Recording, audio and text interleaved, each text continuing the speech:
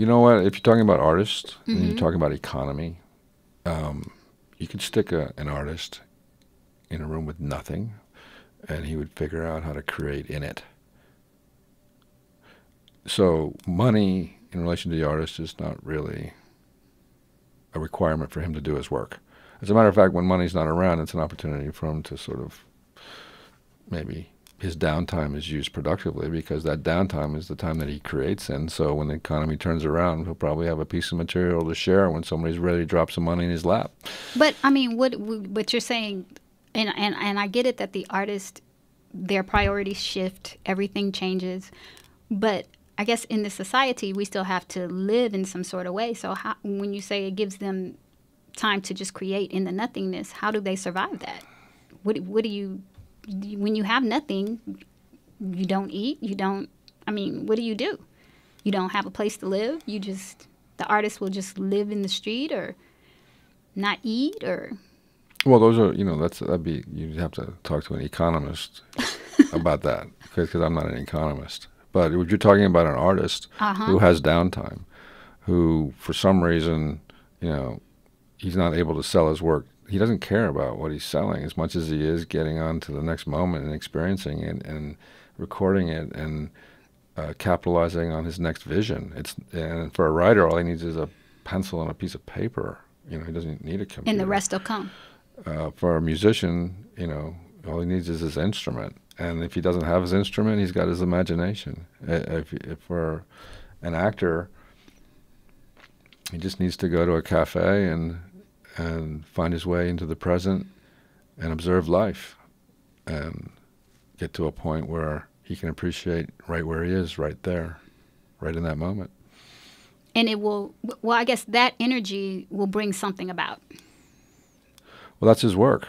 That's the work of the artist. You're talking to me more in terms of result. And yes, everybody likes to talk in terms of result.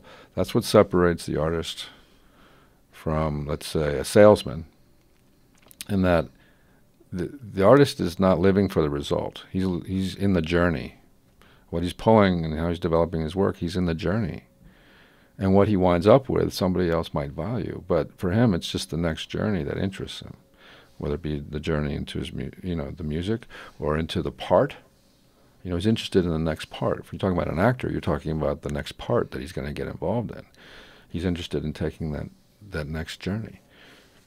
And it's not getting through the part.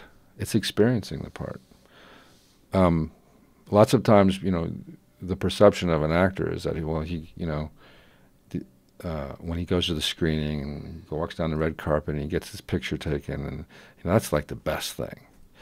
Well, for the artist, I don't think it's the best thing. And I think and you'll see it in their faces, and they're working really hard to be appreciative.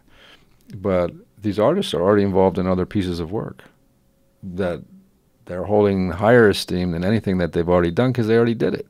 There's nothing for them to do, really, other than to get their picture taken and have people ask them questions about the result of what they did.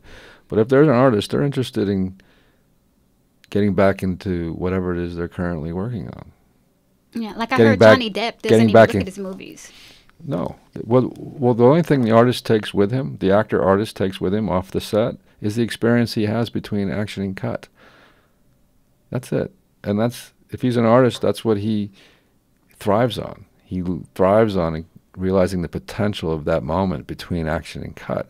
And that's the experience he takes with him. That's the real money. That he's fulfilling his life as he works. And he's charging himself up. And a lot of these films and television shows, they're endurance events. And you need to figure out how to inspire yourself as you move through your day, because they can drain and they can deplete and diminish. And if you're drained and depleted and diminished after day 3 of a 3-month shoot, you're going to get sick by the end of this thing. You're not going to get through it. So for the artist, he realizes that, hey, you know what? It behooves me to understand my art to such a degree that I can charge myself up as I move through my day, because it's going to be a long 6 months or 5 years on a show or whatever. 6 months in some I think Avatar took, you know, a year and a half to make. I mean, talk about endurance event. Oh my, and you know, for the creator, it was a, you know, 15, 16-year process. Yeah, yeah. Well, I guess, and even when I'm talking about the artist, the aspiring artist, but I guess you said before that once you take that plunge, nothing else matters. So it all just works out in the end. I mean, you don't worry about economics. You don't worry about anything. You just worry about the art and how you're going to get there to live the journey. Well, you said something interesting there, too. You said worry.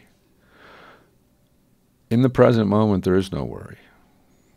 When an artist is functioning on all 8 cylinders,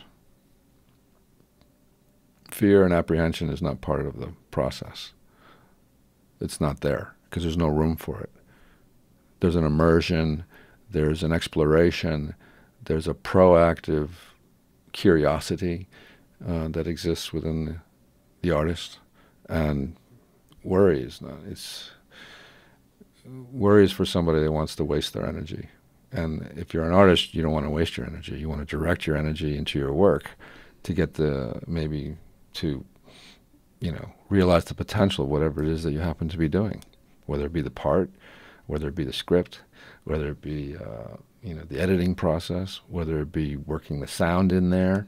All of these artists come together, and if they have the time to realize the potential of the moment, and for the artist, you know, that's the thing about the actor, is that he needs to realize the potential of moments on somebody else's time schedule.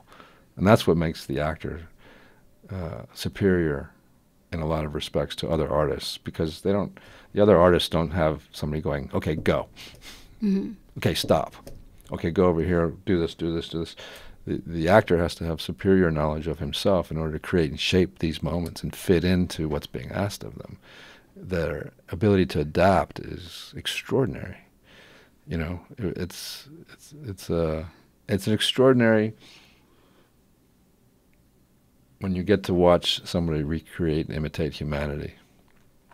And for the artist, it's recreating humanity. For us watching it on the outside, it's an imitation of life.